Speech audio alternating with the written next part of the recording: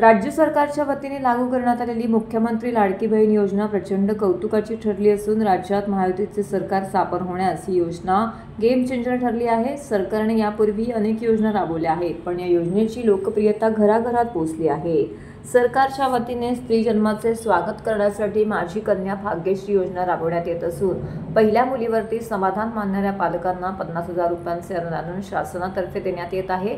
लेक लाडकी योजना ही सुरू करण्यात आली आहे। त्यामध्ये मुलीच्या वयाच्या 18 वर्षापर्यंत 75,000 रुपयांची मदत शासनातर्फे दिली जाते। त्यातच आता श्री सिद्धिविनायक ट्रस्टतर्फे सिद्धिविनायक भाग्यलक्ष्मी योजना राबवण्यात येत आहे। न्यास व्यवस्थापन समितीने यास मान्यता दिली आहे।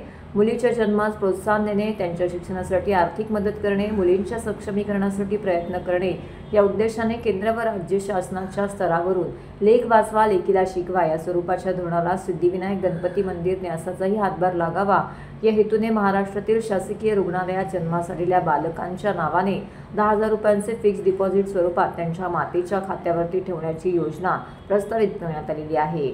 न्यास व्यवस्थापन समितीकडून अशा स्वरूपाची अभिनव योजना राबवण्यास मंजुरी देण्यात आली असून याबाबतचा प्रस्ताव शासनाच्या मान्यतेस्तव सादर करण्यात आलेला आहे। शासनाच्या मान्यतेनंतर या योजनेसाठीचे निकष लवकरच जाहीर करण्यात येतील अशी माहिती सिद्धिविनायक ट्रस्टकडून देण्यात आलेली आहे।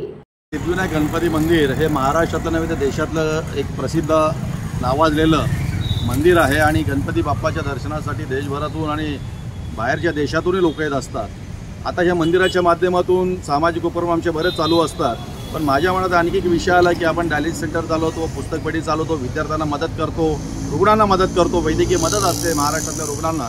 त्याच्या पुढे जाऊन आपण एक वेगळा उपक्रम राबवू शकतो की मनामध्ये माझा विचार आला आणि मी माननीय अध्यक्ष सरवणकर साहेब असतील, कोषाध्यक्ष त्रिपाठी, आमचे युवा असतील किंवा आमचं विश्वस्त मंडळाने एक पत्र मी दिलं स्वतः की महाराष्ट्रामध्ये जे शासकीय रुग्णालय आहेत ते महाराष्ट्रातले शासकीय रुग्णालय उपजिल्हा रुग्णालय आहेत, तर त्या रुग्णालयांमध्ये ज्या नवजात बालिकांचा 8 मार्चला म्हणजे जागतिक महिला दिन आपण साजरा करतो, तर 8 मार्चला महाराष्ट्रातल्या शासकीय रुग्णालयामध्ये ज्या मुलींचा जन्म होईल त्या मुलींच्या नावे आपण न्यासातर्फे मंदिरातर्फे 10,000 रुपयाचं एक डिपॉझिट आपण ठेवू शकतो अशी सूचना मी पत्राद्वारे केली।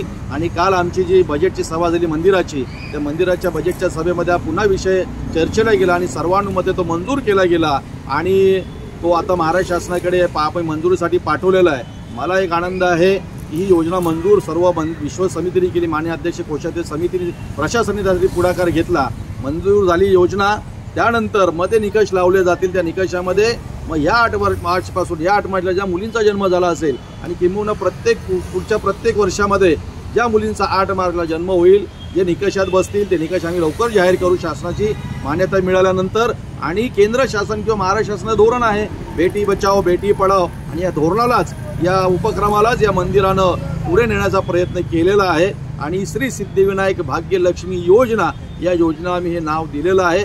मला वाटतं की सर्व मंदिरं सामाजिक उपक्रम करतात, वैद्यकीय उपक्रम राबवतात, पण अशा प्रकारचा शासनाच्या धोरणाला पाठिंबा देणारं आणि बेटी बचाओ बेटी पढाओ या धोरणाला पुढे नेणारं ही अभिनव योजना राबवणारं कदाचित, मी पूर्ण 100% सांगू शकत नाही, पण कदाचित हे मंदिर श्री सिद्धिविनायक गणपती मंदिर न्यास मुंबई हे महाराष्ट्रातील किंवा देशातील हे पहिलं मंदिर असेल असं मला या ठिकाणी नमूद करायचं आहे।